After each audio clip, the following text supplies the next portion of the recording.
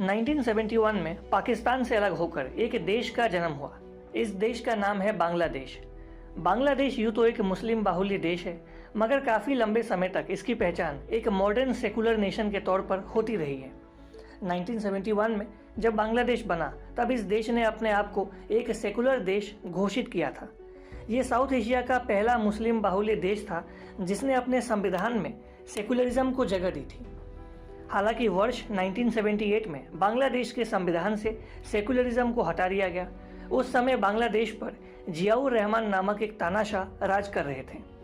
1988 में बांग्लादेश में मिलिट्री शासन था और हुसैन मोहम्मद इरशाद ने बांग्लादेश को इस्लामिक देश घोषित कर दिया। बांग्लादेश में मिलिट्री शासन और तानाशाही के समाप्त होने के बाद बांग्लादेश में लोकतंत्र की वापसी तो हो गई, लेकिन देश अब भी सेकुलरिज्म से काफ़ी दूर था।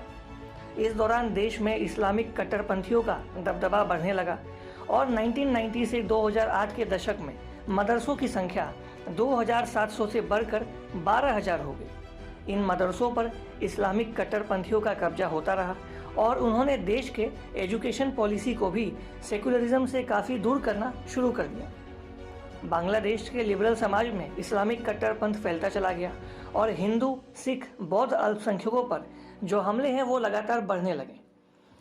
ओडिकार नामक ह्यूमन राइट्स संस्था बताती है कि वर्ष 2007 से लेकर 2019 के बीच 1500 लोग जो अल्पसंख्यक समुदाय से हैं उन पर बांग्लादेश के भीतर हमले हुए। इसी दौरान 300 से भी अधिक मंदिरों पर हमला हुआ और 800 मूर्तियों को तोड़ा गया। इस बढ़ते हमलों की वजह से बांग्लादेश के भीतर के अल्पसंख्यक समुदाय के कई लोग बांग्लादेश को छोड़कर जाने लगे। 1951 में बांग्लादेश के भीतर हिंदुओं की जो जनसंख्या है वो 22% थी, जो 2011 के सेंसस के मुताबिक 8% हो गई है। 1991 से 2001 के बीच बांग्लादेश के भीतर इस्लामिक कट्टरपंथ और बढ़ने लगा।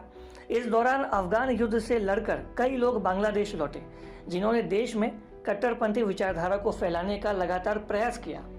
इस दौरान बांग्लादेश में कई बड़े आतंकी हमले भी हुए। हालांकि बांग्लादेश ने आतंक का सफाया किया और बांग्लादेश आतंक का सफाया करने में उसने सफलता भी हासिल की। लेकिन अब भी बांग्लादेश में जमाते इस्लामी जैसे कुछ संगठन हैं जो पाकिस्तान के काफ़ी करीब हैं और बांग्लादेश में इस्लामिक कट्टर विचारधारा को वो बढ़ावा दे रहे हैं।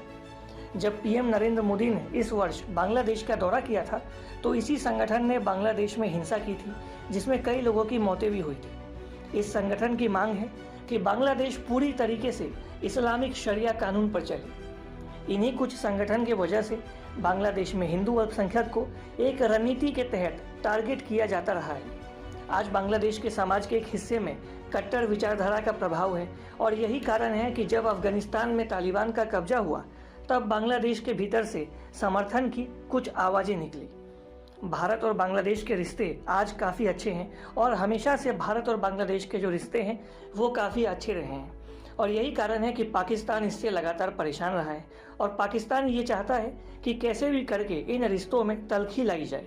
और ऐसी आशंकाएं है कि पाकिस्तान जो बांग्लादेश के भीतर के इस्लामिक कट्टर संगठन हैं उनकी सहायता करता है, उन्हें फंडिंग भी करता है और यही इस्लामिक कट्टर संगठन बांग्लादेश के समाज को रेडिकलाइज कर रहे हैं और कट्टरवाद की तरफ लगातार बढ़ा रहे हैं ताकि पूरे देश में कट्टर विचारधारा फैले और देश शरिया कानून से चले और इस देश में जो हिंदू अल्पसंख्यक हैं वो पूरी तरीके से इस्लाम धर्म को अपना ले या तो देश को छोड़कर चले जाएं।